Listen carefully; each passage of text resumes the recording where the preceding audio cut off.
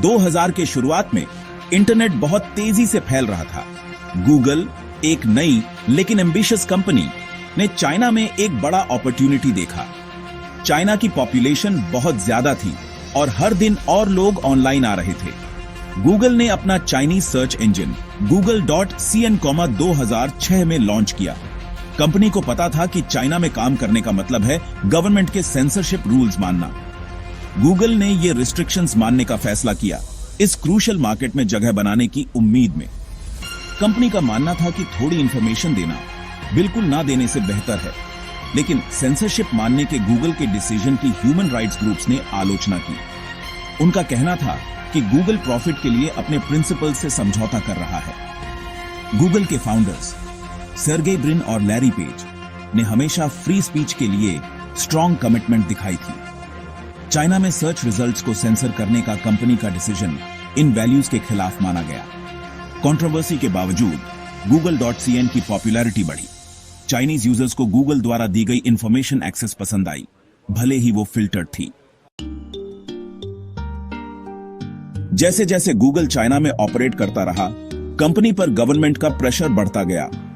Censorship requests और ज्यादा frequent और डिमांडिंग होने लगे। गूगल को उन वेबसाइट्स को ब्लॉक करना पड़ा जो चाइनीज गवर्नमेंट की आलोचना करती थीं। तियाननमेन स्क्वायर प्रोटेस्ट्स और दलाई लामा जैसे टॉपिक्स ऑफ लिमिट्स थे।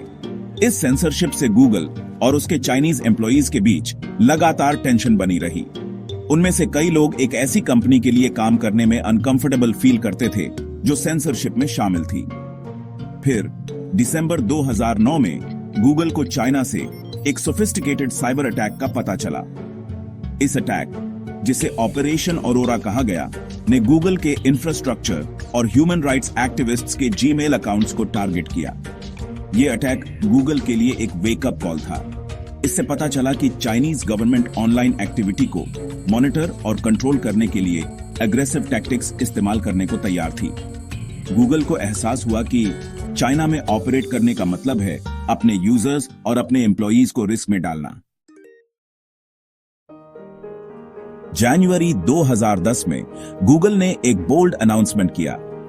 कंपनी ने कहा कि वो अब Google.cn पर सर्च रिजल्ट्स को सेंसर नहीं करेगी। ये चाइनीज गवर्नमेंट को एक डायरेक्ट चैलेंज था। गूगल को पता था कि इस डिसीजन का मतलब चाइना में उसके ऑपरेशंस का अंत हो सकता है। कंपनी अपने प्रिंसिपल्स को अपहोल्ड करने के लिए ये सैक्रिफाइस करने को तैयार थी। चाइनीज गवर्नमेंट ने तुरंत रिएक्ट किया। उन्होंने Google.cn को ब्लॉक कर दिया, जिससे चाइना में यूजर सर्च इंजन एक्सेस नहीं कर पाए। फिर गूगल ने Google.cn से सारा ट्रैफिक अपने अनसेंसर्ड हांगकांग साइट google.com.hk पर रिडायरेक्ट कर दिया। इसने इफेक्टिवली मेनलैंड चाइना से गूगल के विथड्रॉल को मार्क किया। यह इंटरनेट के हिस्ट्री में एक पिवटल मोमेंट था। एक मेजर टेक कंपनी ने प्रॉफिट से ज्यादा अपने वैल्यूज को प्रायोरिटाइज किया था। Section 4, the dragon rises. Chinese tech giants ने भरा खाली जगह। चाइना से गूगल के जाने से मार्केट में एक खाली जगह बन गई। चाइनीज टेक जायंट्स जैसे बाइडू, अलीबाबा और टेंसेंट ने उसे जल्दी से भर दिया। गूगल से कंपटीशन के बिना ये कंपनीज फ्लरिश हुई।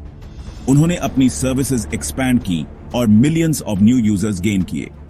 चाइनीज गवर्नमेंट ने इन डोमेस्टिक टेक चैंपियंस के ग्रोथ को एक्टिवली सपोर्ट किया।